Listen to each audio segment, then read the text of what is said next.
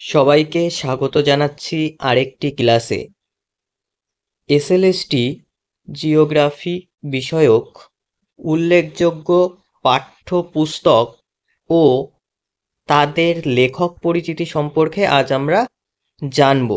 বিগত পরীক্ষাগুলিতে এবং কম্পারেটিভ পরীক্ষাগুলিতে আমরা দেখেছি যে বিভিন্ন বই এবং তাদের লেখক সম্পর্কে জানতে চাই। সেই কথা মাথায় রেখেই আজকে এই ক্লাসটি। তাহলে চলো শুরু করা যাক।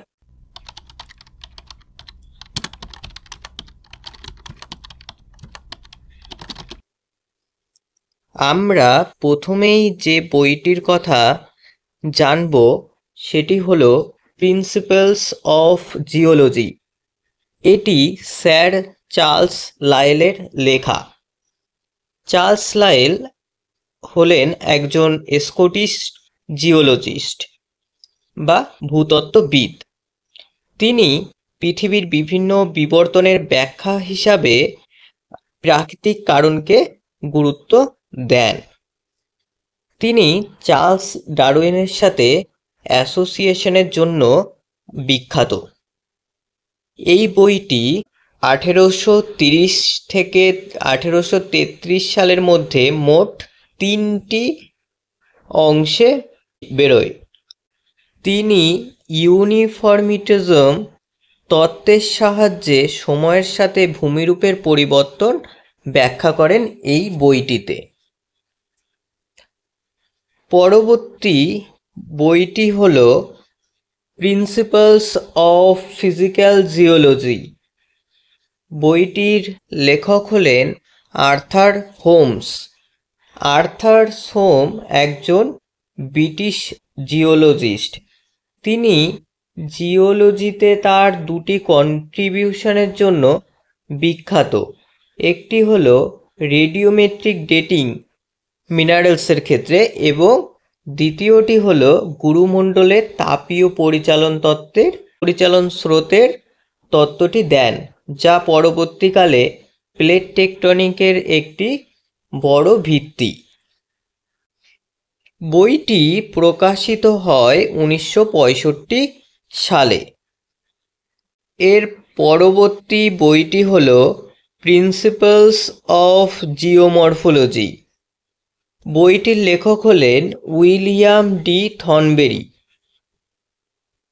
ইনি একজন বিখ্যাত ভূমিরূপবিদ ও হিমবাহ জিওলজিস্ট বা ভূতত্ত্ববিদ। এই বইটি 1954 সালে প্রকাশিত হয়।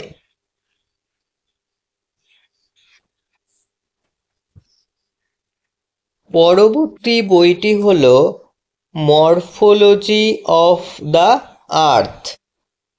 বইটির লেখক হলেন এলসি কিং। এলসি কিং হলেন ব্রিটিশ ভূতত্ত্ববিদ ও ভূমিরূপবিদ এবং এনার বিখ্যাত তত্ত্বটি হল স্লোপ রিট্রিট থিওরি। তিনি শুষ্ক অঞ্চলের পেরিপ্লেনেশনের ধারণাটিও দেন। এই বইটি 1962 সালে প্রকাশিত হয়। পরবর্তীতে আমরা এমসিকিউ বা প্রশ্নগুলি কেমন হয় একটু দেখে নেব। দেখো, প্রথমেই আছে ম্যাচ দ্য কারেক্ট সিকোয়েন্স বা সঠিক ক্রমটি নির্ধারণ করো। এই ক্ষেত্রে আমাদের এ কলাম এবং বি কলামকে মেলাতে হবে। এ কলামে আছে বইগুলির নাম এবং বি কলামে আছে লেখকের নাম। যেমন প্রথম আছে principles of physical geology, second আছে প্রিন্সিপাল অফ জিওলজি, থার্ড আছে মরফোলজি অফ দ্য আর্থ। লেখকদের হিসাবে আছে A Holmes, L C King, sir Charles Lyell. এই ক্ষেত্রে আমাদের সঠিক পর্যায়টি হবে এক, প্রিন্সিপাল অফ ফিজিক্যাল জিওলজি, এর লেখক হচ্ছে এ হোমস বা Arthur Holme. Second, principle of geology, বইটির লেখক হলেন sir Charles Lyell. 3rd number বই মরফোলজি অফ দ্য আর্থস, বইটির লেখক হলেন এলসি কিং। সেকেন্ড প্রশ্ন, who wrote the book principle of geomorphology?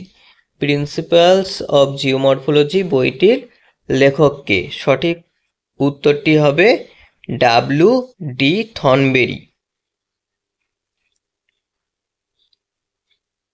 পরবর্তী বইটি হলো জিওমরফোলজি, বইটির লেখক হলেন স্পার্কস। 1960 সাল, আবার কোনো জায়গায় 1986 সাল দেওয়া এই বইটির প্রকাশকাল। স্পার্কসের অন্য দুটি বিখ্যাত বই হলো রকস অ্যান্ড রিলিফ 1971 এবং the ice age in Britain 1972। আমাদের পরবর্তী উল্লেখযোগ্য বইটি হল ইন্ট্রোডিউসিং ফিজিক্যাল জিওগ্রাফি। বইটি প্রকাশিত হয় 1970 সালে। বইটির লেখক হলেন আর্থার নিউয়েল স্ট্রালার। ইনি কলম্বিয়া ইউনিভার্সিটির জিও সায়েন্সের শিক্ষক। এনার ধারণা অনুযায়ী 1952 সালে আমরা যেটি স্ট্রিম অর্ডারিং করে থাকি সেটা কিন্তু এনার ধারণা।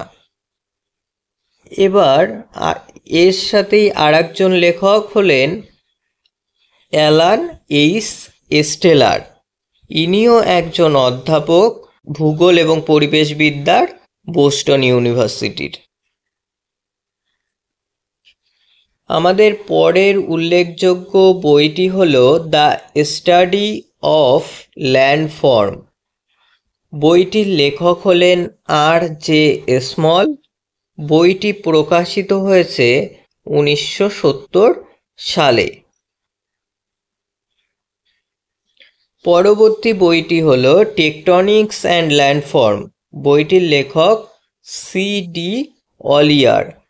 বইটি প্রকাশিত হয় 1981 সালে। C.D. অলিয়ার হলেন ওয়েস্টার্ন অস্ট্রেলিয়া ইউনিভার্সিটির অধ্যাপক, ভূতত্ত্ববিদ, ভূমিরূপবিদ এবং মৃত্তিকা বিজ্ঞানী। C.D. অলিয়ারের লেখা আরেকটি উল্লেখযোগ্য বই হল ওয়েদারিং।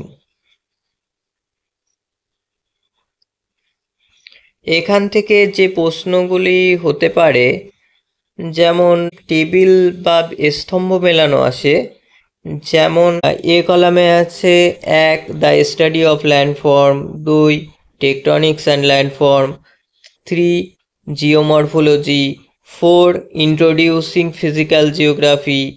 বি কলামে আছে লেখকের নাম, A Strahler, B Sparks, C C D Ollier, D small.